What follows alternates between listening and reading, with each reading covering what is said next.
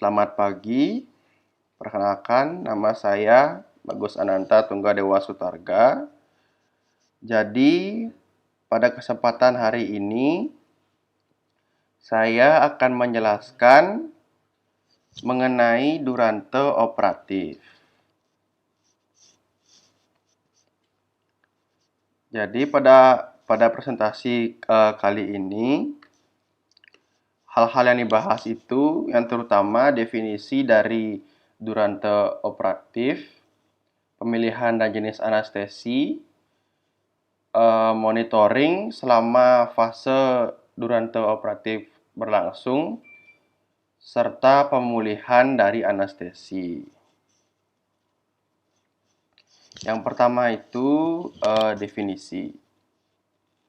Yang dimaksud dari definisi dari durante operatif ini adalah fase di mana ketika pasien dipindahkan dari meja operasi hingga pasien dipindahkan ke ruang perawatan pasca anestesi. Pada fase ini banyak yang harus diperhatikan, diawasi, dan selalu diperiksa keadaan dan reaksi fisiologis pasien terhadap tindakan anestesi dan pembedahan yang sudah dilakukan atau diberikan.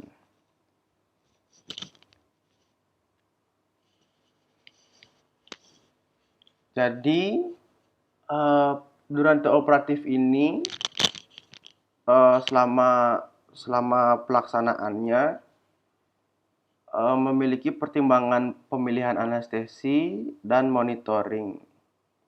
Pemilihan anestesi itu melihat dari faktor-faktor dari pasien tersebut dan jenis anestesinya.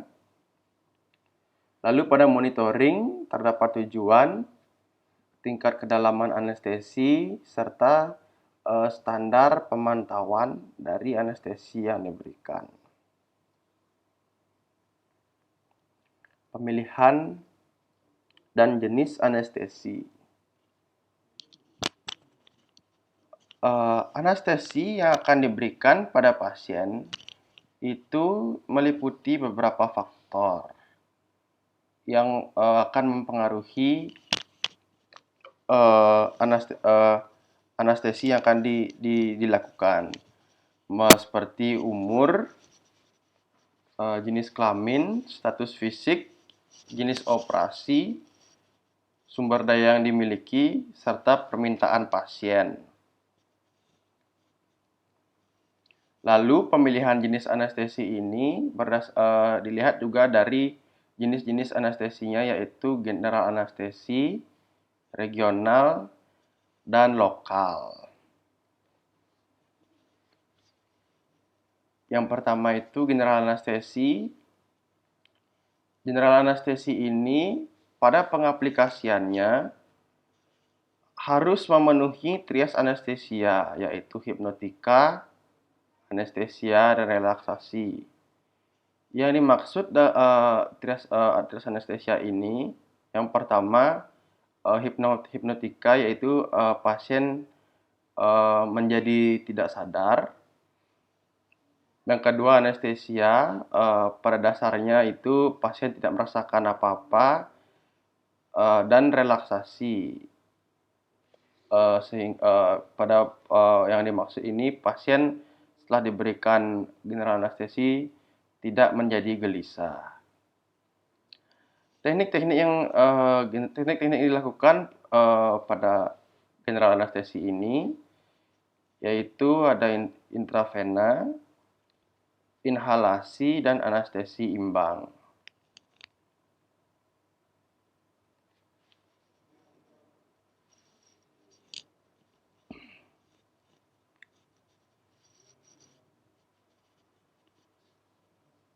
Contoh pemberian general anestesi melalui intravena itu terdapat propofol, etomidate, benzodiazepin, dan ketamin. Tapi pada dasarnya itu gold standar yang sering diberikan atau dilakukan biasanya menggunakan propofol. Lalu pada inhalasi diberikan sevofluran, isofluran, desfluran, halotan, dan nitrooksida.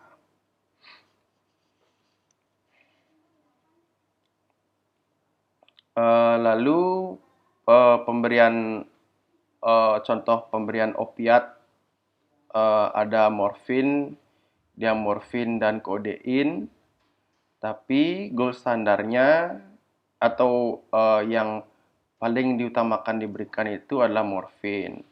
Lalu pada NSAID bisa menggunakan ya gold standarnya aspirin, tetapi bisa juga menggunakan ibuprofen, diclofenac, dan COX-2 inhibitor.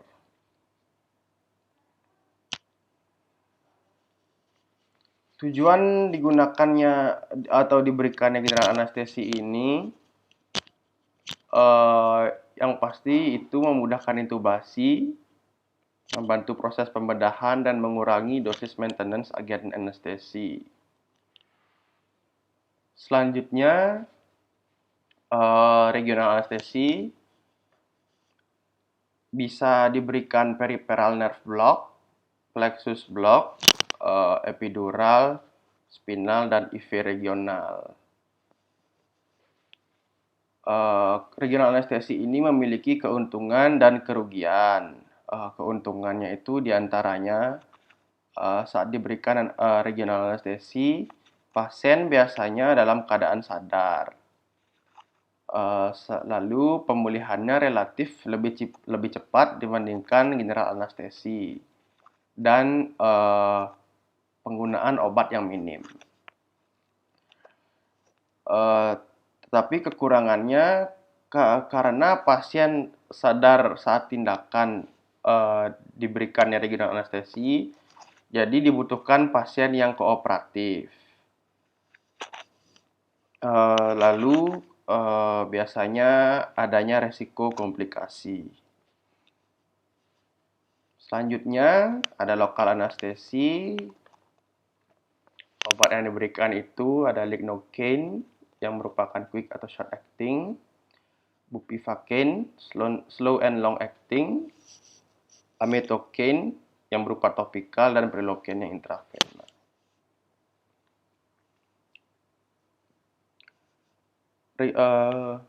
Lokal anestesi juga memiliki keuntungan dan kerugian. Keuntungannya diantaranya itu merupakan alternatif yang efektif untuk general anestesi, menghindari polifarmasi, minimnya reaksi alergi yang ditimbulkan, dan tentunya pasien juga masih dalam keadaan sadar. Kekurangannya, cakupannya terbatas, risiko gagal lebih besar. Setelah diberikan lokal anestesi itu biasanya berbatas dengan waktu dan risiko cedera saraf. Selanjutnya adalah monitoring Duranto operatif,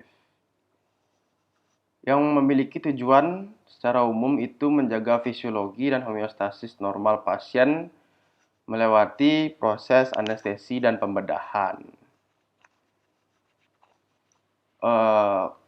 Kenapa dilakukan monitoring ini?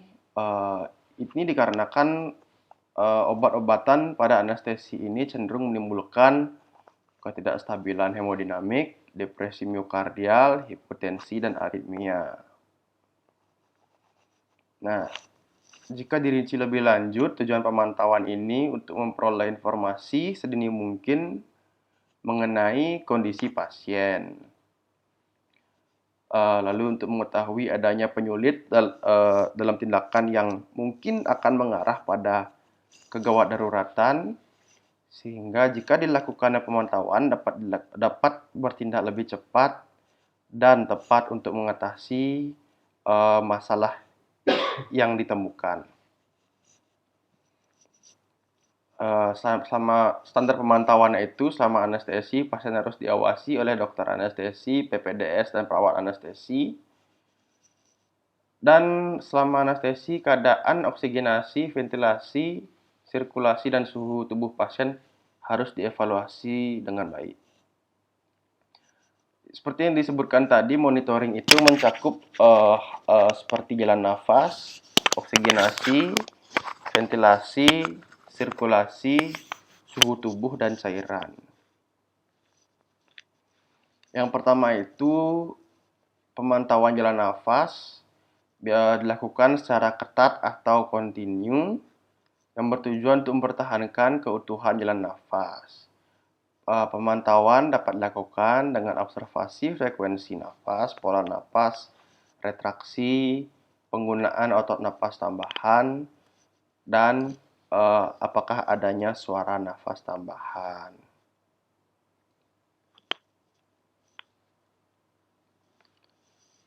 Lalu, oksigenasi bertujuan untuk memastikan kadar zat asam di dalam udara atau gas inspirasi dan di dalam darah. Oksigenasi darah dapat diperiksa secara klinis dengan melalui warna darah pada saat dilakukan operasi atau pada luka operasi, serta melihat permukaan mukosa secara kualitatif atau menggunakan alat yang disebut dengan pulse oximeter, atau bisa juga dilakukan dengan pemeriksaan gas darah.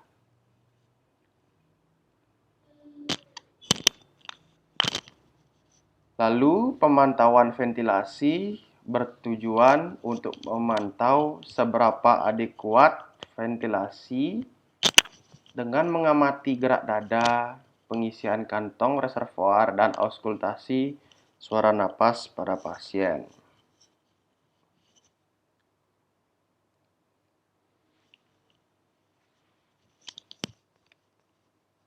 Selanjutnya, pemantauan sirkulasi sama juga untuk memastikan apakah fungsi sirkulasi dari pasien masih terjaga secara adekuat.